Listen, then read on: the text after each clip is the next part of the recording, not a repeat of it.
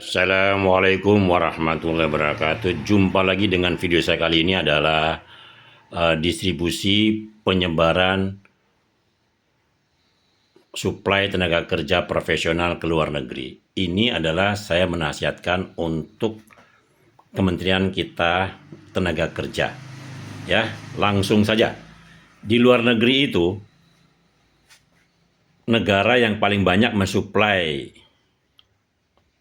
tenaga kerjanya adalah Filipina dan India serta Bangladesh dan sekitarnya ya. Itu paling banyak. Karena Filipina ini negara yang sumber daya alamnya tidak banyak, tapi sumber daya manusianya handal karena pandai berbahasa Inggris. Termasuk juga India. Ya, India kan orangnya banyak, justru disinyalir jumlah penduduk di India nih lebih banyak dari Cina katanya. Nah, sehingga kita juga harus meniru mereka.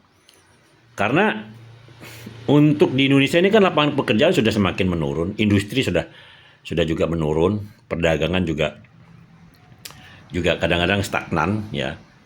Karena ekspor kita itu tidak ekspor high tech meskipun itu produk hilir. Sehingga kita bisa menempatkan tenaga kerja yang paling banyak diterima itu adalah di sekitar Timur Tengah ya, di sekitar Timur Tengah. Ada Libya, ada Mesir sebagian, ada Saudi Arabia, ada Qatar, ada Irak juga sebagian, dan Uni Emirat Arab. Itu banyak juga tenaga kerja kita sana. Sehingga kita bisa menempatkan satu orang asisten menteri tenaga kerja selevel eselon 1 atau di-hire dari kedutaan saja yang expert di bidangnya untuk business development tentang human resources development. Ya, berarti ditaruh di mana? Di Saudi Arabia kita letakkan di mana? Mungkin di ibu kotanya, ya di Riyadh satu. Ini nanti untuk bisa ngurusi Qatar, ngurusi Kuwait dan sebagainya. Ini untuk urusan Timur Tengah. Nomor 2, kita lagi letakkan di Timur Jauh, itu untuk posisi peluang kerja di Jepang, Korea Selatan, dan di Taiwan. Ini banyak sekali nih. Ya, Jepang itu sustainable development, seterusnya. Mereka perlu orang. Demikian juga Korea Selatan. Tenaga kerjanya adalah tipikal sama. Ya, pertanian, infrastruktur, dan otomotif. Itu 3 hal itu. Korea Selatan dan juga Taiwan. Taiwan ini campuran, ada juga pembantu. Hong Kong juga banyak perlu tenaga kerja kita. Kebanyakan itu asisten rumah tangga ya. Sehingga 1, 2 ya. Di sini 1 di Saudi Arabia, 1 di Timur Tengah, di 2 kita letakkan mungkin di mana bagusnya? Ya, mungkin di Korea Selatan lah mungkin ya. Duta besar di sini.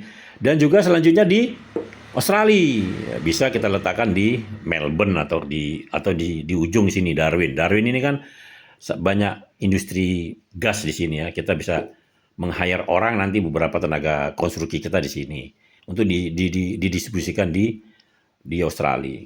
Atau mungkin Melbourne saja ya kan, itu ada kedutaan besar kita di situ. Nah, di situ satu Australia, 2 di Korea, 3 di Saudi Arabia. Berarti 3 sudah ya selevel eselon 1. Nomor 4 itu bisa di Swiss. Mengapa Swiss? Karena Swiss ini strategis. Swiss ini juga sama seperti pada waktu saya kerja di perusahaan Itali.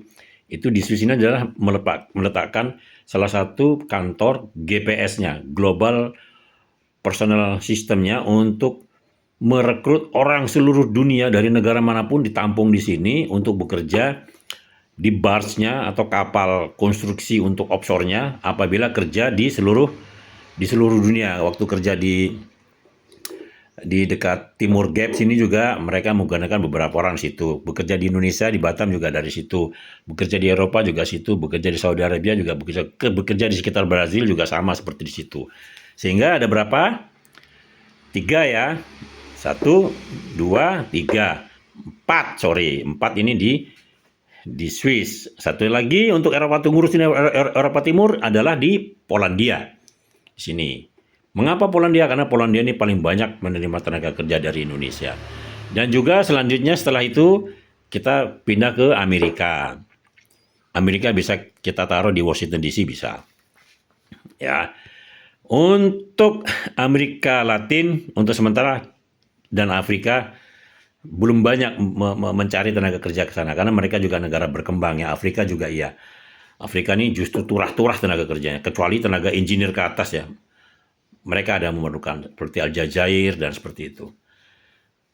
Sehingga kita ada berapa? Berarti ya 1 Eropa Barat, 2 Eropa Timur, 3 di Timur Tengah, 4 di Timur Jauh, 5 di Australia, 6 di Amerika. Nah, sehingga ada 6 lah ya yang membantu Menteri Tenaga Kerja itu. Karena banyak sekali pengangguran di Indonesia ini, ada sekitar 10 jutaan katanya ya, menurut BPS itu.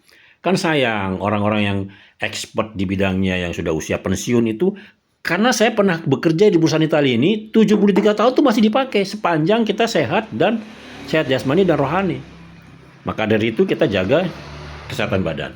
Kita masih laku sebagai sarjana-sarjana, masih bisa laku untuk kerja di perusahaan-perusahaan tersebut. Dan mereka juga memerlukan tenaga kerja yang ahli karena mereka nyaris zero growth, pertumbuhan penduduk itu sedikit, sehingga untuk posisi di negara ini sangat memerlukan orang banyak ya, termasuk Australia juga untuk pertanian. Saya punya teman kerja di sini, telepon WA saya, dia sudah bekerja 5 bulan yang lalu, dia belajar TOEFL sebentar, lantas lulus, TOEFL-nya 600 katanya, saya nggak tahu benar atau enggak. Dia berangkat ke Australia, gajinya berapa? 40 juta, lumayan. Kalau di Jepang sekitaran sini gajinya 15 sampai 20 juta. Di Eropa juga sama seperti sekitar itu. Sama juga di negara lain, kalau posisi-posisi yang expert-expert itu gajinya sekitar segitu. Kalau engineer bisa lebih. Nah, kalau mereka kerja di Indonesia kasihan banget ya, karena yang paling tinggi itu kan adalah UMR sekitar Jabodetabek ya, 5 jutaan. Kecil kan?